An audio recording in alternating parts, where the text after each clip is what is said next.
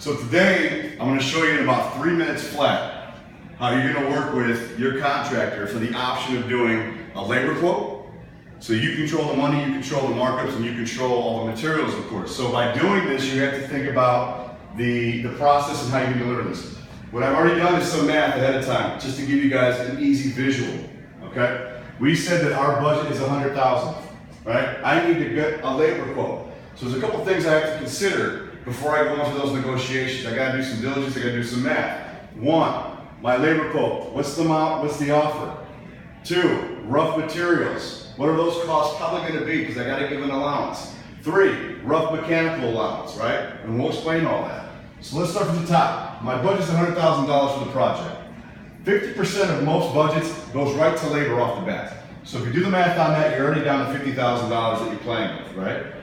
30%, up to 30% could be material markups that you're going to control now because you're going to buy all this. With that said, you're going to do simple math. 100 divided by 50% gives you $50,000. $50,000 times the 30% markup gives you 15. You're going to take the 50,000 and subtract that 15. All of a sudden, your labor quote starts at 35. Notice how I said starts at 35 because we're going to go back here and we're going to do some negotiating. We got to come up with some more allowances.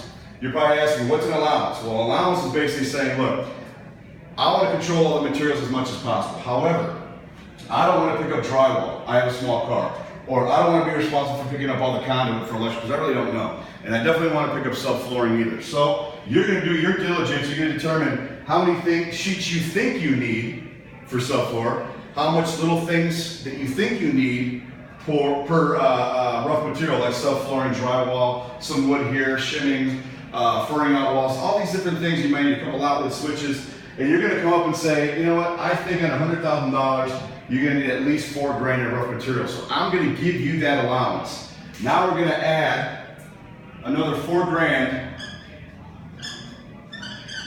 to that $35,000. The allowance basically says I'm going to give you a budget of $4 grand. Obviously, if you supersede that, we'll negotiate, send me some receipts, and we'll work that out. We'll still cover it because I'm covering materials, but you're going to be the one getting it. Another thing you want to consider is the rough mechanicals. What do I mean by that?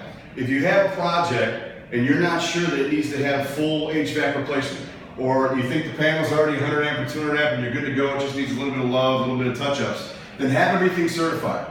The things you can certify are HVAC, electrical, plumbing, and roof. On average, those can start anywhere between $150 and $250. So if a contractor comes in and says, it's going to be $6,500 to replace the whole HVAC system, I would hold the phone and say, let me get it certified. Why? Because this may just cost $250. Right? HVAC may cost $250. Electrical cert costs $250. Plumbing, he'll probably come in and rot out some of the drains in the basement. He'll check some of the galvanized plumbing. He'll look for all of those things. That might add up to, let's just say the certification is another $250 and the roof, $250. All right? Now you're playing ball very differently. Now you're at $1,000 right here. Inserts. That's significant though, because you can take those certs to your buyer's inspector when you sell the property and say, I had everything certified. Part of these certifications is there's probably going to be recommended repairs by these professional licensed servicemen. We're going to say, you know, the igniter needs to be changed. It's got about $350 on top of that for repairs. We'll do R for repairs. Electric might need another $500 in repairs, right? Plumbing with the rotting out could be another, I don't know, $250 in repairs. And then the roof, you may just do some soffit fixation and gutter love. That could be another, let's say $350.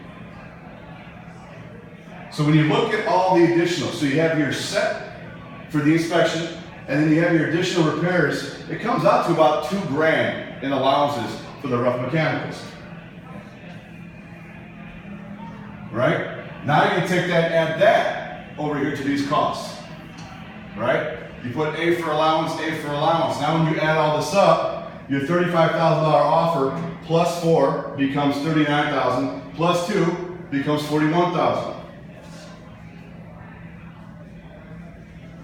And this is your negotiation point on a $100,000 job when you want to handle materials. I'm telling you, these tactics work. You have to use common sense and logic, but the numbers don't lie. If you understand the process, you understand how to negotiate. See you on the next one.